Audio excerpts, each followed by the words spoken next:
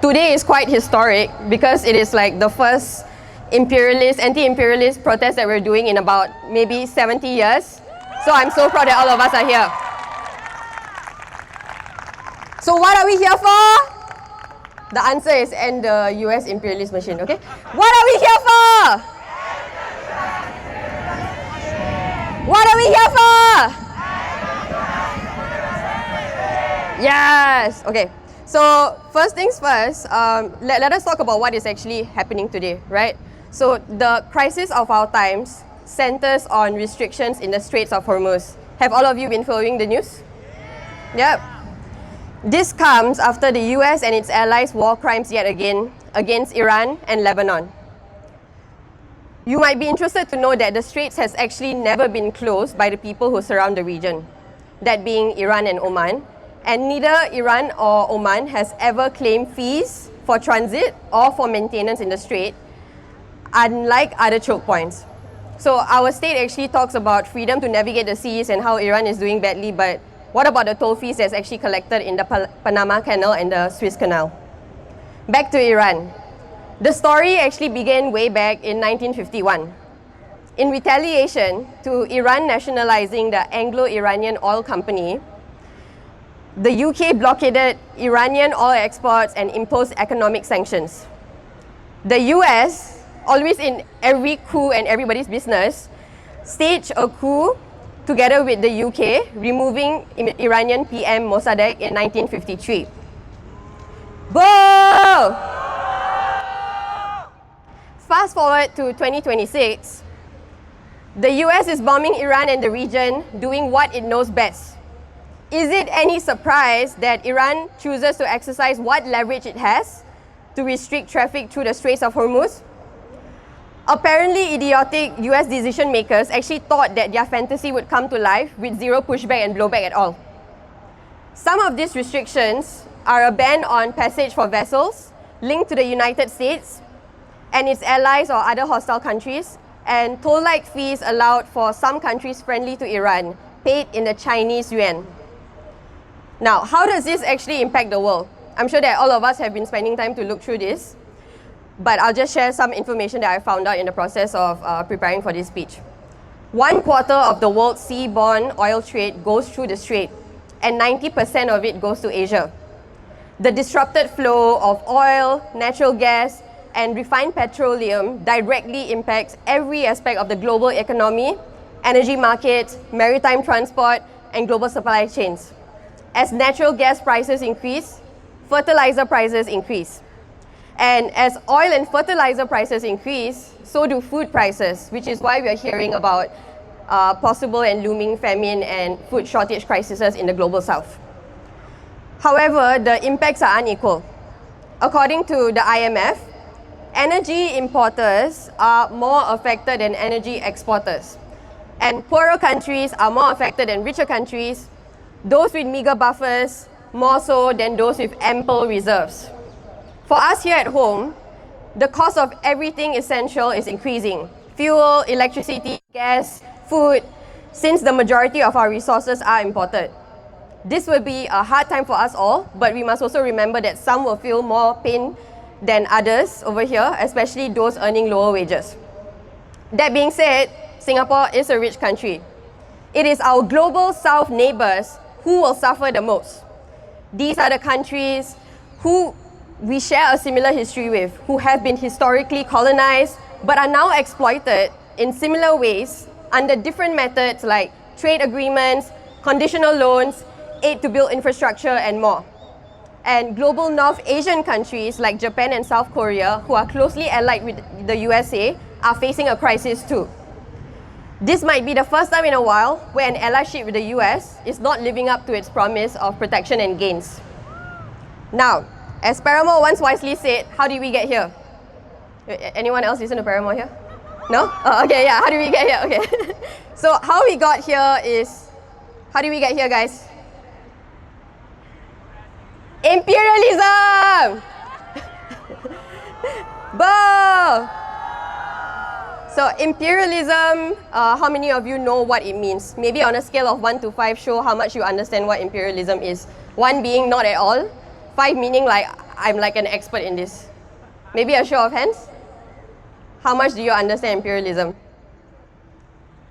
Okay, seems like actually a lot of people do, like between 3 to 5. So for those of you who put 5, later if I hear boos, it's not because, I hope it's not because like, I got the definition wrong, okay? So imperialism is the highest stage of capitalism. It is the reality that we see today, where the world has been divided into territories for powerful ex-colonialists to extract and compete over resources as if we are all living in a board game and our home countries are just chess pieces or like, I don't know how board games work, but yeah, board game pieces that they can like move around. The white men might have been kicked out of these countries, but we still see them everywhere, and their grip over the global economy and therefore our very lives remains. For the last century, USA has reigned supreme. This started way beyond Trump. As you can see here, we have a lot of past US presidents as well as US billionaires who are pretty much as powerful as countries. And even Barack Obama is there, which like 9-year-old Sobi would be very disappointed because last time I said that he was my idol. Today, I will focus on what happened after World War II. While Europe and Japan exhausted their resources, the US only entered the war very late and spent its time infiltrating itself all over the world through economic and military deals, settling military bases all over the world. As a result, US actually emerged as the largest global superpower. The US overseas jurisdiction actually included about 135 million people at the time. US troops were everywhere, and its industrial bases actually remained booming because their homeland was safe from bombing, while their competitors' productive and industrial capacities were destroyed. Through this setup, the US continued to try to colonize, but hundreds of millions of indigenous people from these countries actually fought and resisted them in anti-colonial revolutions. Yeah, that's the way to go. And also, like, more and more American soldiers didn't want to fight, they wanted to go home. So, in that case, what now for Uncle Sam? Oh wait, they actually had logistical networks and bases already built, and so they could control economic hubs all around the world. And with a strong position in world banking and finance through IMF, World Trade Organization, World Bank, US could actually still dictate terms of trade, currency, and capital. Until today, contrary to what is commonly believed, US is the largest shareholder of World Bank's core lending arm. They have pretty much unilateral veto powers. And the World Bank also dishes out loans to other countries, attaching conditions that essentially favor American interests over theirs. Now, I have a question for all of you. How many US bases do you think there are in the world? Just shout out the answer. Okay, someone said too many, but I want a number. 200? 800? 500. Okay, all of you are like close in varying degrees. So there are more than 900 US military bases. 900 military bases. And what we know about military bases is that they essentially operate as like mini US territories in other countries. So they are not subject to the laws of the land. Even when they commit crimes against humanity over there, they can just go back to USA. And this is not including the privatized military setups that run operations worldwide, including in Indonesia, surveillance, espionage. I found out that there's some like undersea cable running through that collects all of our communications. Like there's really some James Bond CIA shit that is happening. The US dominated all areas in production, finance, and military for a significant period of time. But we are also at a time of change. Despite dominating the world for so long, the good news is that the US dollar is now being challenged. The dominance was due to oil-producing countries like Saudi Arabia trading in US dollars, contributing to a constant global demand for the dollar. So, like almost everything that was important to settle in the global economy was usually in the US dollar. And this meant that USA could actually always export its inflation, consume more than it produces, and have massive, massive debt that would actually cripple most nations. But because they are USA, they have no consequences to them at all. It would be other countries that suffer from the consequences. In the past, any country that actually tried to escape this global world order would always get couped or get invaded or get devastated in some form.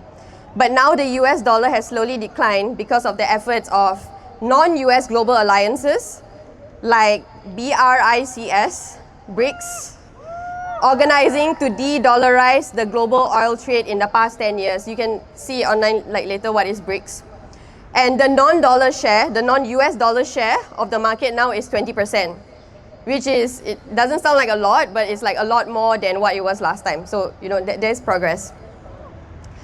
Now do you see why the US is actually resorting more to overt violence? Like they're not even hiding anymore. Before that, maybe they would say they are doing things to help other countries, but now it's very overt. And they are panicking because the US is actually in decline, even though we cannot take this for granted. We cannot hope for the US to suddenly change its mind and become good human beings. It is and has always been a blood-sucking parasite of the world. It's like in their DNA. So, once again, what is the problem, everyone? Yes, US imperialism and US war machine. Okay, so next thing I want to say is, why is it important to understand this word? It's not just about like trying to sound smart. Which was why last time I thought, okay, maybe I don't need to know this word, but I have soon found out like, okay, our task is to be the bringers of truth to ourselves and to the people around us. As Rosa Luxemburg once said, the most revolutionary thing one can do is to proclaim loudly what is happening. And we have to do this with precision and with time taken to correctly describe what is happening. Were we born into this world with a singular purpose of producing and growing capital for the billionaires of the earth, our hearts and soul ebbing away each day as we look into the eyes of yet another beautiful child with a whole world inside of them that we failed at the hands of the lowest forms of life, the imperialist scum of the earth, with a thread that links right back to us? Why am I suddenly randomly talking about hands? Because it is time for a return to the body. What is required of us to survive and thrive in this world is to be disembodied, to be disconnected from yourself. Ignore your anxiety, ignore your grief, your depression, the aches in your heart, your joints, your muscles, the tension in your calves when you sleep or you can't sleep, the quickening of your breath and heart rate, the terrible migraines from your mind racing, endless crying or absolute dryness in your tear ducts, the numbness, feeling like you're floating or not really here, and sleepless nights. We are expected to keep going, keep working, keep your head down, avoid trouble, ignore, while your poor body bears the story and the memory of all the horrors that you have seen and the horrors that you have endured. And honestly, I'm really tired of this. I'm tired of living like things are not messed up right now and we seriously have to do something. Do you all feel the same way as well? Yes! How many of you here have spent large amounts of time trying to think about what is your purpose on this earth, given everything that's happening? Maybe you can raise your hands. Yeah, same for me and same for a lot of my friends. And I want to say that this is not what life was meant to be. And I don't believe that this is all life can offer us. Who decided that this is the way that we should live? Not us. So let us, the masses, take back the world in our hands. And we, not just us, but the different people in the world who are against US imperialism, we actually outnumber them. As we do the work of exposing the world for what it is, unmasking the people reaping in money through violation after violation, it is inevitable that things will change. As more of us awaken, the conditions will be set for a change at long last. And some might say this is idealistic, but whatever. I would argue that it is idealistic that the road we are on leads us to anywhere but misery and devastation.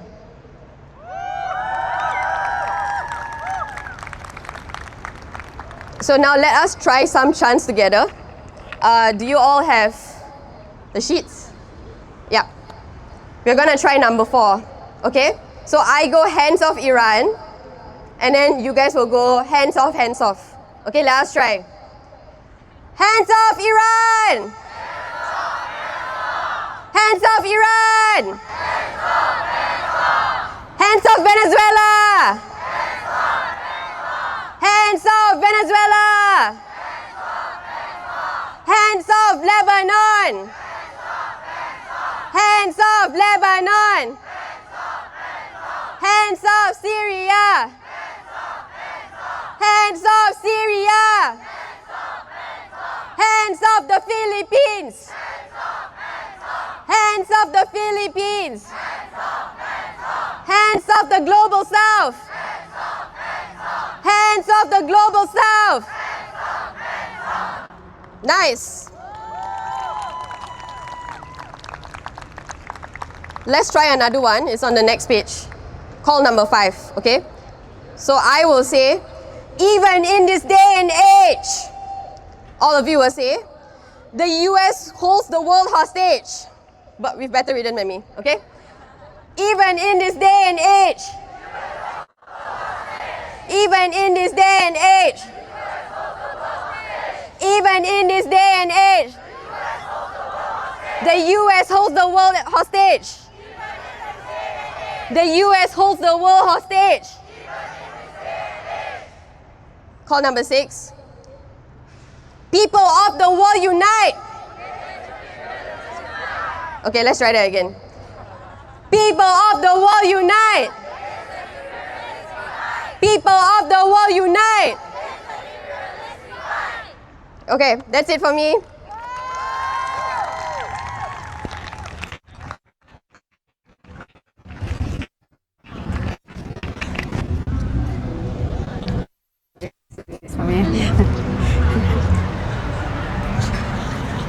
And that was Sobi, everyone. Please give her a round of applause again. Next up, we have Su Casey, a teacher in name, a student in reality. As the mask of imperialism continues to fall and reveal its ugly truths, Su Casey strives to re-educate herself